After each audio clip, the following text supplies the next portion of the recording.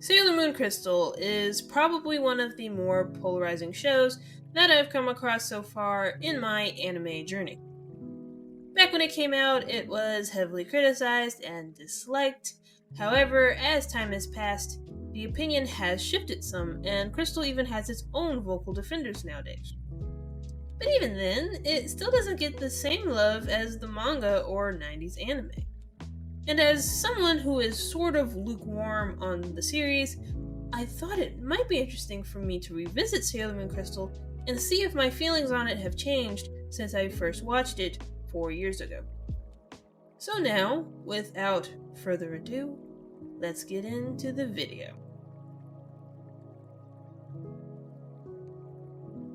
The animation of Crystal is probably the most common criticism of it, especially in regards to the first 2 seasons. See, back when it first premiered, there was a lot of criticism directed towards the obvious animation errors that were left in.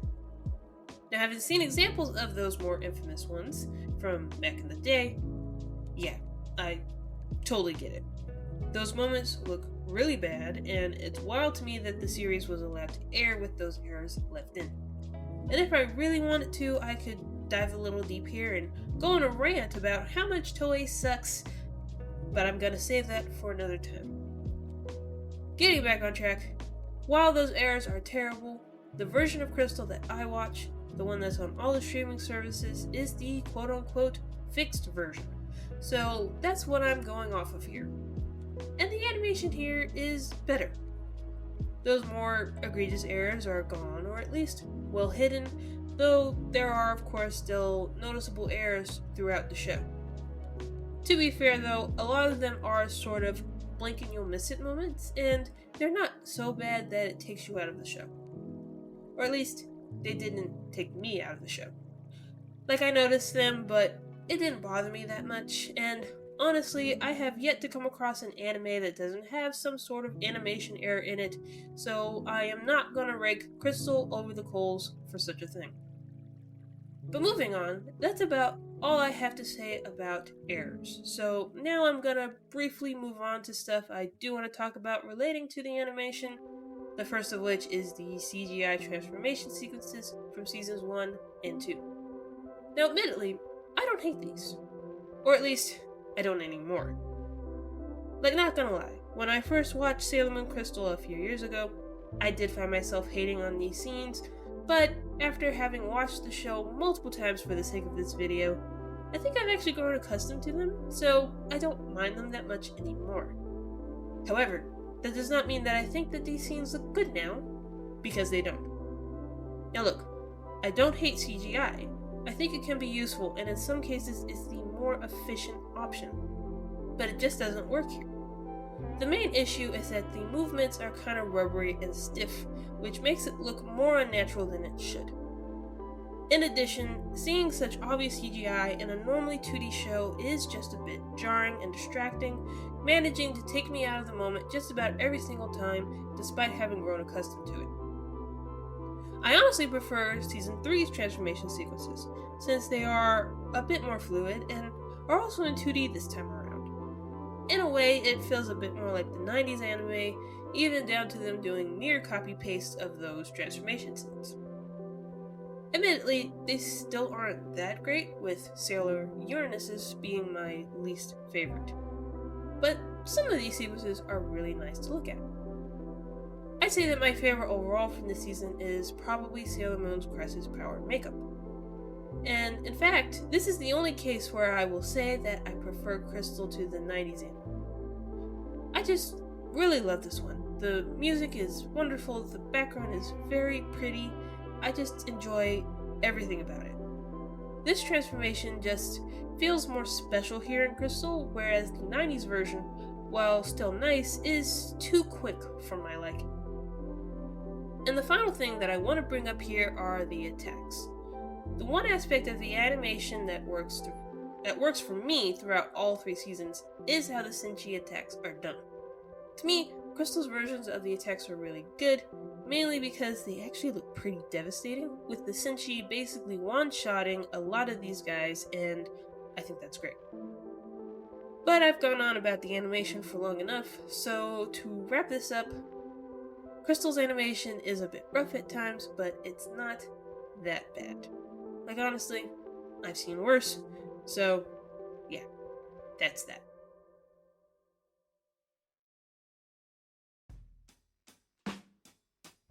Crystal's pacing is another widely criticized element of the series, with many fans saying that the pacing is too fast. This is a criticism I can understand, however, personally, the pacing never bothered me that much. I mean, yes, it's fast, and at times I wish it would occasionally slow down, but I don't think it's that bad. I mean, I definitely prefer it to the 90s anime's pacing, and don't get me wrong, I love the 90s anime, but there was a point where I did start to get really annoyed with the filler constantly dragging the story out and killing the pacing. But to get back to Crystal, like I said, I understand the criticism. The first 2 seasons in particular suffer from focusing too much on plot without giving much time for characters or downtime moments. And in this regard, Crystal is way worse than the original anime, because more often than not, it would use those filler episodes to spend more time with characters and side plots. I'd also argue that it's worse than the source material in this regard because, while the manga does have a faster pace as well, there are moments of breathing room where you get characterization and stuff like that. Crystal cuts a lot of those moments, and I believe that it suffers as a result. Something I noticed with seasons 1 and 2 in particular is how they both start out with a slightly slower pace during the first couple episodes, only to start speedrunning to the end. Now, while I may not have a huge problem with this, it is a problem because it's likely that new viewers are going to have a harder time keeping up and connecting with the characters in the story. Now, you'll notice that I haven't brought up season 3 so far, and the reason why is because I actually think that it has the best overall pacing of the 3 seasons. Yes, it is still fast paced, but I feel like season 3 takes its time a bit more compared to the first 2 seasons, and in fact, I'd say it feels a bit more similar to the manga's pacing, while also adding in a couple extra moments to flesh certain scenes out a bit more without skidding the story to a halt. Of course, some will likely still have an issue with the pacing, but overall, season 3 is the best in this area. But that's all I could really come up with for this section, so let's move forward. Crystal's depictions of the characters are weird. And I say this because despite them all being more similar to their manga counterparts, somehow they're not as fun or interesting, and this confused me until I went back and reread the source material. So one thing that Takeuchi does well, especially as the series goes on, is make each character distinct from one another. For example, Usagi is a bit of a crybaby, a little lazy, and she loves to eat. Ami is a smart, kind, and shy girl who starts to open up after meeting Usagi and the others. Rei is a bit stubborn, short-tempered, and can come across as a tad stuck-up sometimes. And lastly, Makoto is a strong fighter, but also a total girly girl. Minako is probably the only girl who doesn't get a concrete personality early on, but even then, it's obvious that she's protective and tough, but also a bit clumsy and silly. And I could keep going, but I'd be here all day if I did. Well, my basic point here is that everyone stands out in the manga as well as the original anime. Yes, the traits are very simplistic, but there's nothing inherently wrong with that, and it works for this type of story. Now, of course, the manga isn't perfect. I do think it would have been great if the early chapters had spent more time on developing the central romance and friendship dynamics, but what we do get does a pretty good job at establishing these characters with small, funny interactions that show all of their personalities and dynamics with each other, and it's all just enough to endear you to this group. I cannot say the same for the characters in Crystal Season 1, though. These versions of the characters are a bit more subdued, their personalities being mostly taken away in favor of them being more serious. Rei is probably the girl that gets it the worst, instead of her being a bit stubborn and short-tempered, she's just really serious and introverted. Granted, Manga Ray is also a lot more serious in comparison to her 90s counterpart, but one thing I'd never say about her is that she's boring or doesn't stand out. I can't say this for Crystal Season 1 Ray though. Small moments that gave her characterization were cut, and as a result, she's just kinda there. Like, she honestly feels like a background character sometimes, and I did find that to be a bit frustrating. Thankfully, Season 2 made an attempt to fix the problem by giving her a bit more personality, but it really wasn't until Season 3 that the issue was fully remedied, which I was happy to see. And by the way, my criticisms of characterization in Season 1 extends to Ami, Mako, and Minako as well. I'm just not highlighting them because, unlike Ray, their personalities are kept mostly intact. The main issue with them is that they get their intro episode, which does give them quite a bit of characterization, only for the rest of the season to sort of not do much with them aside from the forced storyline with the Four Kings and chasing after Usagi. However, like with Ray, Ami, Mako, and Minako get somewhat better treatment in Season 2, however they still don't get much because they're sidelined for a lot of the season. That isn't Crystal's fault though. Takeuchi also sidelined everyone besides Usagi, Mamoru, and Chibiusa during the Black Moon arc in the manga, so that issue stems more from the source material. And if you're curious, Usagi herself is basically the same as the manga in 90s, however I did notice that her more childish and silly moments were toned down, I'll say. And as for everyone else, they weren't messed with much, so I have nothing to say there.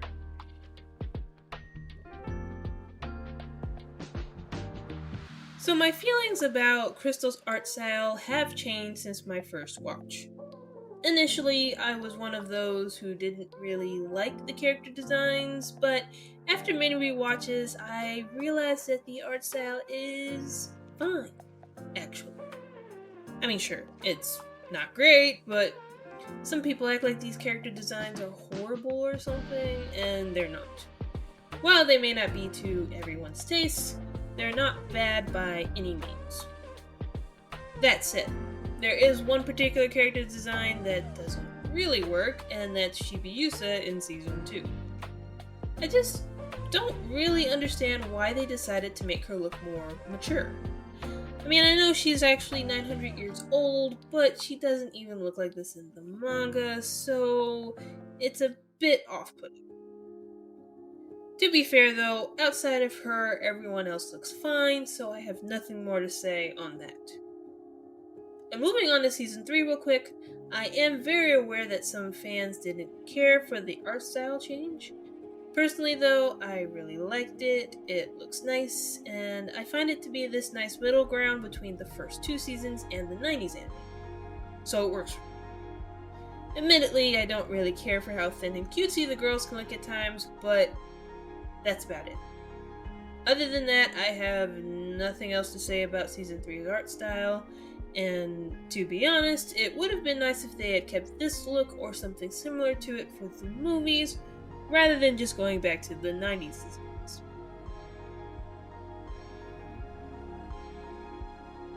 This section is not going to involve much critique, but I did want to talk a little bit about Crystal as an adaptation. So as a whole, the show is pretty loyal to its source material. It basically follows the plot of the manga to a T. So much so that I initially saw Crystal as nothing more than a one-to-one adaptation that didn't add anything new. My recent rewatches, however, made me realize that that wasn't 100% true. Crystal actually does make some changes, which I was glad to see. In my opinion, it's actually a good thing when adaptations aren't 100% loyal to its source material, because that allows for improvement in areas where the source material fell short. Also, as long as the changes aren't damaging the story in any way, I usually find no reason to complain. And there were a couple changes that Crystal made that were good. such as the added scenes with Ami, Rei, and Mako during their intro episodes in Season 1. Now, while the scenes don't do much to flesh them out as characters, they do add to the three's bond with Usagi, helping you to better understand why she means so much to them. Changes like this are good because, for one, they're small, and for another, they actually strengthen the story a bit. But then you get to some of the other changes that Season 1 made, and well, those are a bit more frustrating. For example, while the idea of giving the Four Kings of Heaven and the Guardians a love story of sorts isn't terrible, Season 1's execution of the idea isn't good. The main issue is that it just feels very tacked on. The way it's revealed is extremely random, and when the Four Kings die, I feel nothing, despite how sad the scene is portrayed to be. To me, this was a waste of potential. If they weren't going to do anything interesting with the Four Kings, then there was no point in keeping them around for so long. They really could have just killed them off one by one, like in the manga, and no one would have been the wiser. I mean, really, I would have rather seen more of their backstory as Prince Endymion's knights, because that actually did need a bit more fleshing out, but whatever. And that's not the only pointless change in Season 1, by the way. There was no good reason to have Sailor Moon be the one to kill Beryl instead of Venus. I mean, look, I love Sailor Moon, she's my fave, but come on, she gets enough attention as it is. And Venus killing Beryl was a pretty badass moment for her in the manga, so it sucks that it was taken away from her. Also, the necklace being the source of Beryl's power, or whatever the hell that was just nonsense. In the manga, Venus just stabs her with the sword. There's no need to break the damn necklace, because it's just a necklace in the source material. I just found this to be a strange change. I mean, it's a small one, so it's not like I'm pissed off about it, but that's besides the point. The main point is that this change did absolutely nothing for the story. It's just something that the writers decided to change for some reason. Which to me are the worst types of changes because they serve no purpose. And seriously, I don't like it when adaptations change stuff for no good reason, even if it's a small thing like this. But moving on. Luckily, Season 2 and 3 made some more worthwhile changes, though most of them were just small scene extensions and cuts. So, not much to say there. So long story short, Crystal is very loyal to its source material and makes a few changes here and there, most of which are small.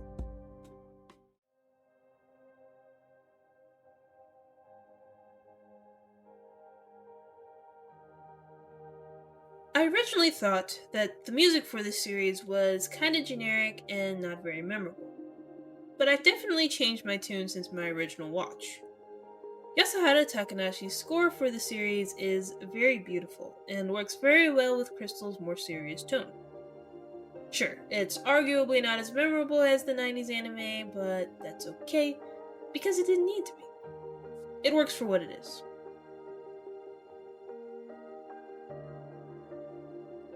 So this one is a petty, nitpicky sort of complaint, but I just wanted to mention this. So remember this scene from episode 7 of season 3 when Sailor Moon turns into Princess Serenity and the Outers introduce themselves to her? Now nothing is really wrong with this scene, I love it, it's a good scene. My only issue is that Sailor Moon is supposed to transform into Princess Serenity, yet her appearance here resembles that of Neo Queen Serenity. This is such a small thing that most wouldn't pick up on it, which is why I'm calling it a nitpick, but I noticed it did bother me a bit, so I had to bring it up.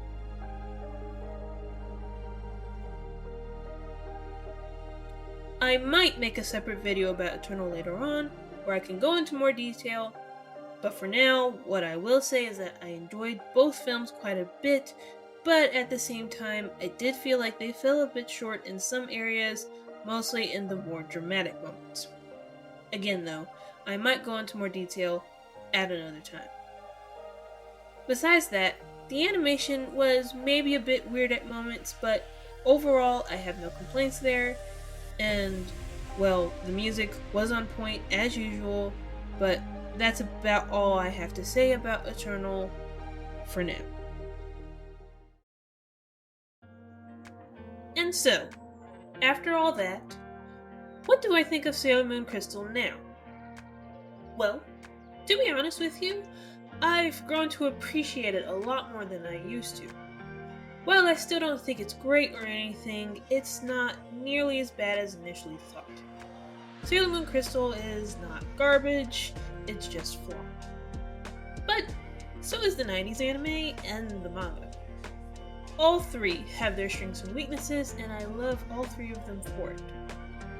If I was going to recommend Sailor Moon to someone, I'd say that the manga is the overall best start, but since not everyone's going to read it, I'd say give Crystal a try. Just know that those first 2 seasons especially might be a little rough.